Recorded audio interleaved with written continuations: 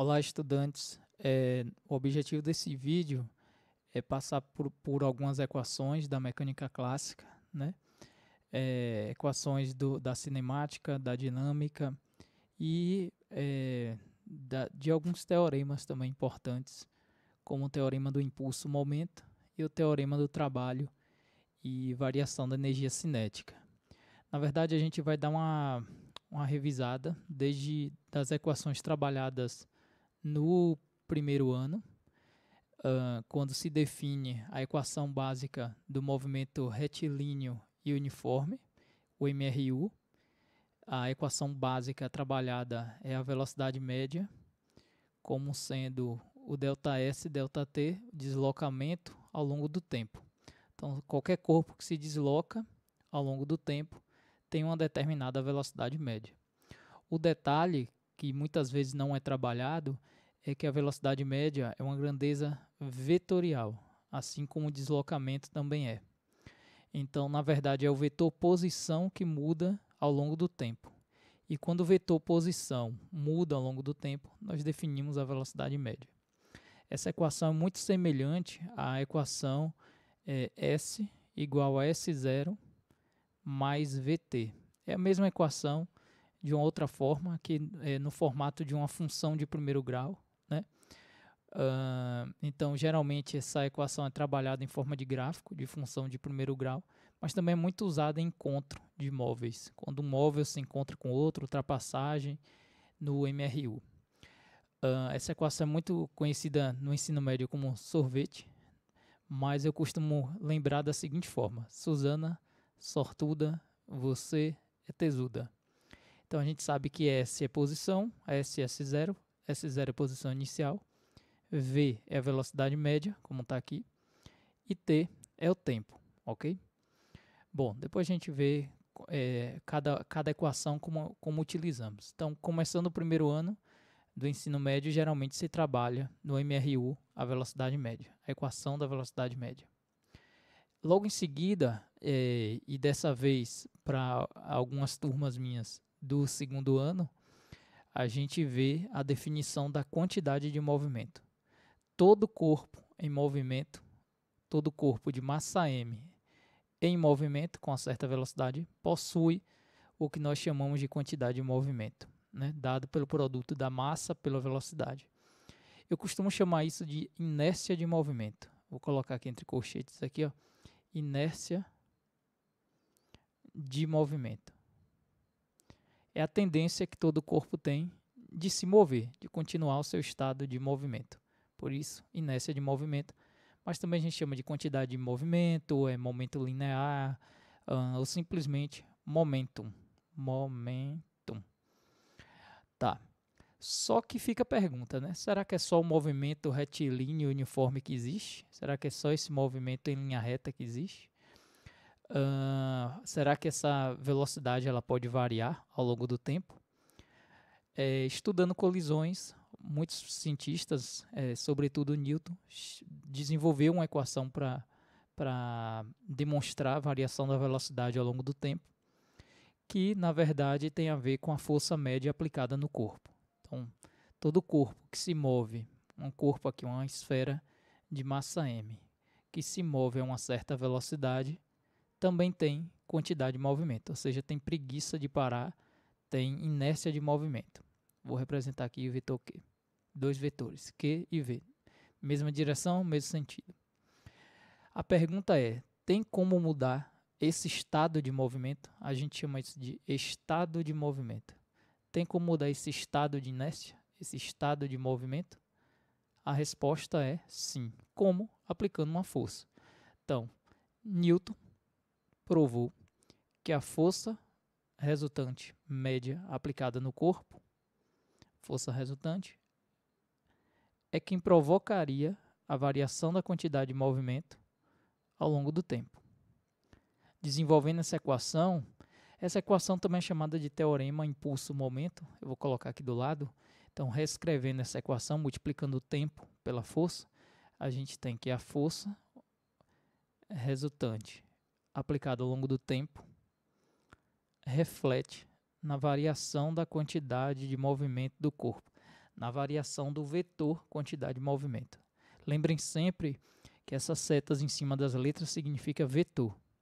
Note que na massa não tem vetor e no tempo também não, que são grandezas escalares. Aqui, gente, é o teorema do impulso-momento, porque na física a definição desse produto força aplicada ao longo do tempo é impulso. Afinal, quando a gente aplica uma força no chão, o chão ele aplica uma força em nossos pés. Quando nós empurramos o chão para trás, o chão nos empurra para frente, que ao longo do tempo isso reflete na variação do nosso estado de movimento. Se estamos parados, no futuro a gente pode alterar o estado de movimento, graças a essa grandeza aqui, impulso. Também vetorial, corresponde à variação da quantidade de movimento.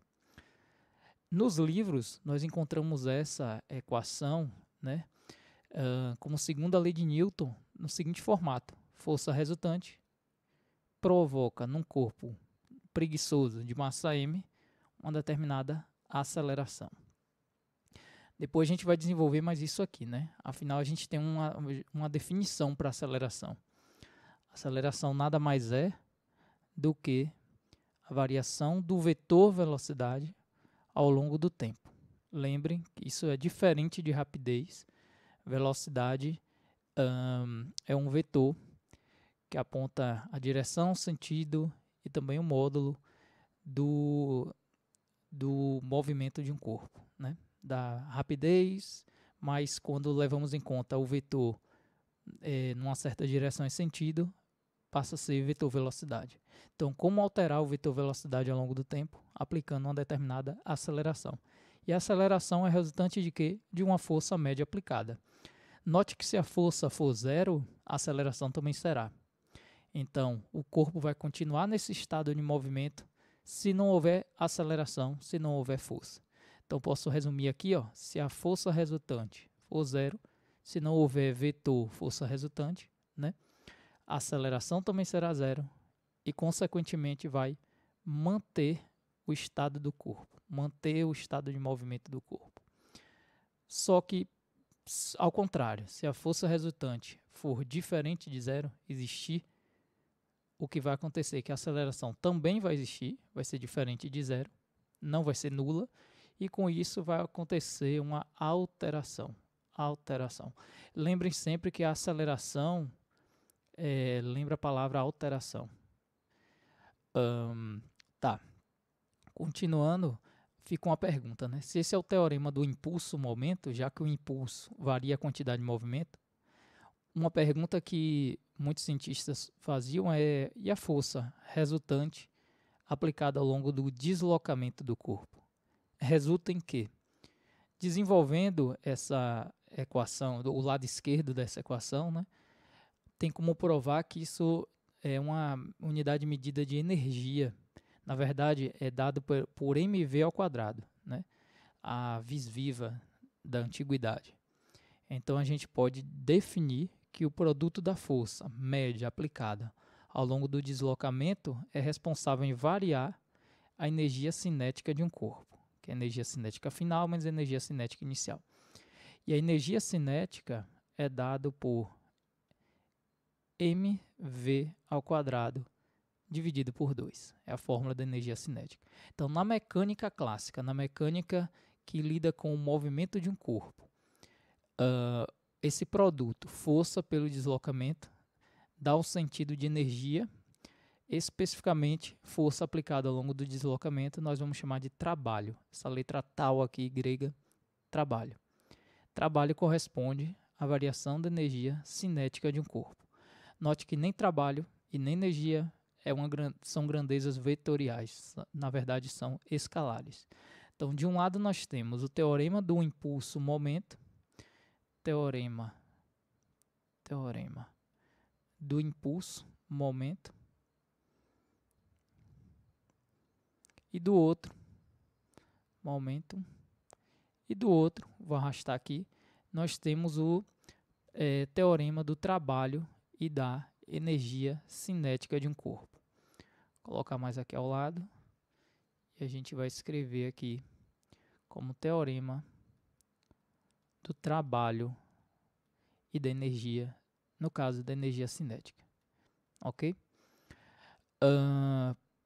Não menos importante, precisamos lembrar aqui que sempre que aparecer uma força variável ao longo do tempo, geralmente isso será mostrado em forma de gráfico, força aplicada ao longo do tempo, oh meu Deus, força aplicada ao longo do tempo, aqui a força aplicada ao longo do tempo, independentemente do gráfico que nós tivermos.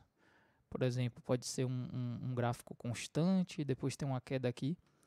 A área desse gráfico vai representar um impulso. Então, a área desse gráfico, se eu pintar aqui, ó, essa área aqui corresponde ao impulso. Da mesma forma, se eu tiver um gráfico de força aplicado ao longo do deslocamento do corpo, a área desse gráfico equivale ao trabalho.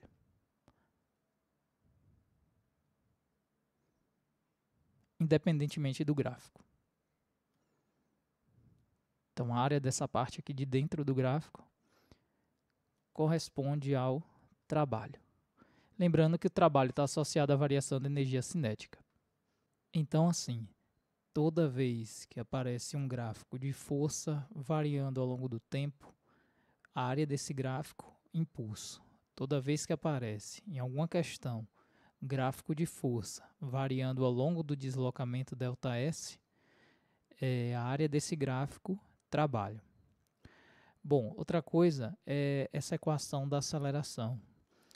Assim como a aceleração é a variação da velocidade ao longo do tempo, nós podemos entender essa equação como sendo V igual a V0 mais AT. Essa equação tem a mesma ideia, é equivalente a essa aqui. A aceleração média é igual à variação da velocidade ao longo do tempo. A equação é bem semelhante uma da outra. Bem parecida com essa de cima, né, em que a velocidade média é o deslocamento ao longo do tempo e a gente tem essa equação aqui equivalente. Bom, então nós temos aqui, Suzana sortuda, você é tesuda. Essa equação ela prevê a posição final de um corpo que se move com a mesma velocidade ao longo do tempo, partindo de uma certa posição inicial. Aqui é a posição inicial. Essa equação ela já diz o seguinte: lhe direi a velocidade de um corpo, a velocidade final de um corpo, sabendo a velocidade inicial, a aceleração ao longo do tempo. Então essa equação também é de primeiro grau, pode até aparecer em forma de gráfico também. E eu costumo chamar aqui, né, vermes voadores atacam a Terra para tentar decorar a equação. Lembrando que quando a aceleração for uma aceleração específica, que é a aceleração da gravidade, a gente pode alterar essa equação para vermes voadores golpeiam a Terra.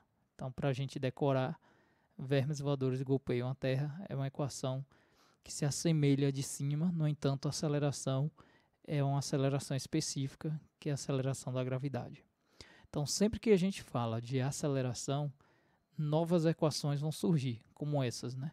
Vermes voadores atacam a Terra, vermes voadores golpeiam a Terra, mas nós também temos Suzana sortuda, você é tesuda, até com 2 em cima e 2 embaixo. Para a gente decorar, né? A gente pode falar um pouco de putaria. Continuando aqui, a gente tem também 2 vovô e 2 vovó. Deram 2 amassadinhas atrás do sofá. Para a gente lembrar, delta não é letra A, não. É só variação da posição aqui. Bom, então essas equações andam juntas na resolução de problemas da mecânica clássica.